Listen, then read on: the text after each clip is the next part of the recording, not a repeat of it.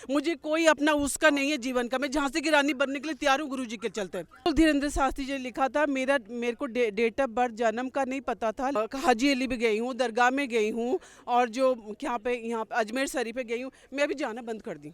लेकिन जब हमारे राम सब कुछ कर सकते हैं, हमारे हनुमान जी, तो हम जगह जगह भटके क्यों? वो जो दानव जी है, मैं तो दानव ही कहूँगी, राक्षस ही कहूँगी, जो गुरु जी के पीछे पड़े हुए हैं।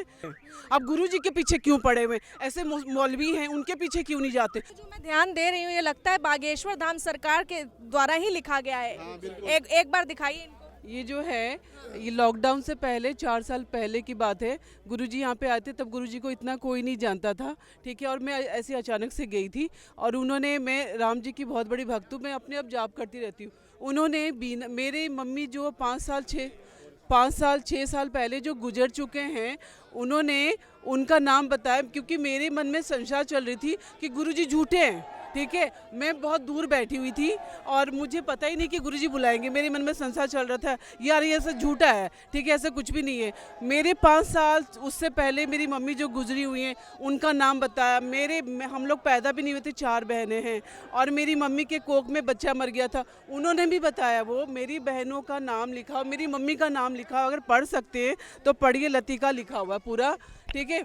और ये मैं पर्चा दिखाना चाहती हूँ, वो झूठे नहीं हैं, क्योंकि वो बहुत साल पुराने की बात है। अगर पढ़ सकते हैं तो मैं पर्चा, आप पढ़िए। धीरेन्द्र शास्त्री जी ने बिल्कुल धीरेन्द्र शास्त्री जी ने लिखा था। मेरे को डेट ऑफ बर्थ जन्म का नहीं पता था, लेकिन कुछ संशय थी जो मुझे पड़ोसियों ने बताया था। मैंने गुरुजी से जानना चाहती थी, सब लिखा उन्होंने, मेरी मम्मी के बारे में, मेरे बहनों के बारे में, हम लोग तो अभी, मैं सब बिना बिना बताए वो सब जान। मैं तो बहुत दूर बैठी थी, उन्होंने पहले ही लिख दिया था।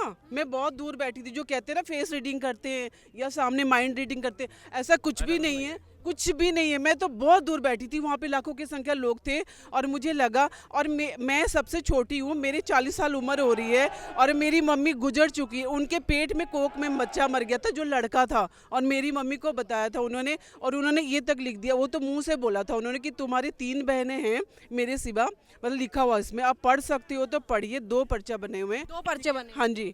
और तुम्हारा भाई कोख में ख़त्म हो गया था। मैंने कहा बिल्कुल सच है। मेरी मम्मी का नाम लतिका लिख दिया, और मेरी जो समस्या थी, जो मैं गई थी, वो समस्या लिखा है। उन्होंने कहा कि तुम ये पेशी करो और तुम बिल्कुल ठीक हो जाओगे, मतलब जो था सब लिख दिया। बिल्कुल ये सच है, ये बिल्कुल भी झूठ नहीं है। और मतलब शंका के साथ गई, लेकिन अलग विश्वास के साथ। बिल्कुल बिल्कुल अलग विश्वास के साथ आई, और मैं बहुत दूर बैठी थी। जो कह रहे हैं ना, जो दानव है, जो कह रहा है कि माइंड रीडिंग करता है, झूठ बोलता है, वो बिल्कुल झूठ है। वो ना माइंड रीडिंग करते हैं, ना कुछ करते। बहुत दूर, लाखों की दूर में भी रहोगे तो भी बता देंगे।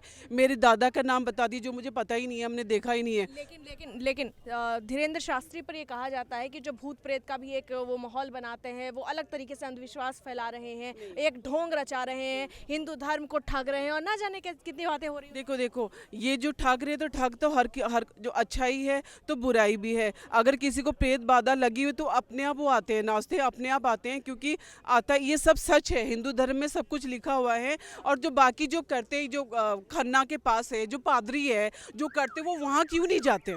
अब गुरु जी के पीछे क्यों पड़े हुए? ऐसे मौलवी हैं, उनके पीछे क्यों नहीं जाते? गुरु जी के पीछे क्यों पड़े? क्योंकि ना एक पैसा हमसे लिए हैं। मैं बार बार बागेश्वर धाम गई हूँ, मैं डोनेट करती हूँ, लड़कियों की शादी करवाते, फ्री में खाना बंटवाते, कहाँ से करवाते? वो उनको क्यों नहीं जाके बोलते? गुरु जी के पीछे क्यों पड़े हुए हैं? गुरु जी बिल्कुल सच्चे इंसान है, ये लोग बिल्कुल झूठ बोलते, 1 5 पैसा नहीं लेते। ऐसे लोगों को आप क्या कहेंगे? मैं ऐसे लोगों को कहूँगी दंड देना चाहिए। और ये देख, शुरू से जैसे चलता आ रहा है, अच्छाई पे बुराई पे करते रहते हैं। जैसे पहले ज़माने में करते थे, हवन करते थे, तो दानव जो आते हैं ना, उनको हवन में वो करते। तो ये सब दानव है, ये राक्षस हैं, जो गुरु जी के पीछे पड़े हुए। मैं इतना जानती हूँ, मेरे गुरु जी सच्चे हैं।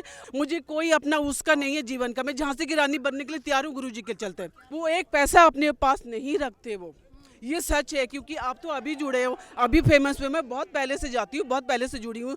हम जो भी चढ़ावे देते हैं, वो सीधा या गौ सेवा में। इनको तकलीफ क्या हो रही है? ये बागेश्वर धाम सरकार पर क्यों आरोप लगा रहे हैं? क्योंकि इसलिए आरोप लगा रहे हैं कि जो हिंदू और मुसलमान हैं, जो हिंदू में बढ़ते जा रहे हैं। क्योंकि मैं भी आस्था में करती थी, और मैं जो खुले आस्था में गई हूँ, पहले मैं भी जाती थी, हाजी अली भी गई हूँ, दरगाह में गई हूँ, और जो यहाँ पे अजमेर शरीफ पे गई हूँ। मैं अभी जाना बंद कर दी। लेकिन हम लोग हिंदू क्या, हम कहीं भी चले जाते हैं। अच्छा, यहाँ पे चद्दर चढ़ा देंगे, मन्नत पूरी हो जाएगी। वहाँ पे चद्दर चढ़ाए, मन्नत पूरी। लेकिन जब हमारे राम सब कुछ कर सकते हैं, हमारे हनुमान जी, तो हम जगह जगह भटके क्यों?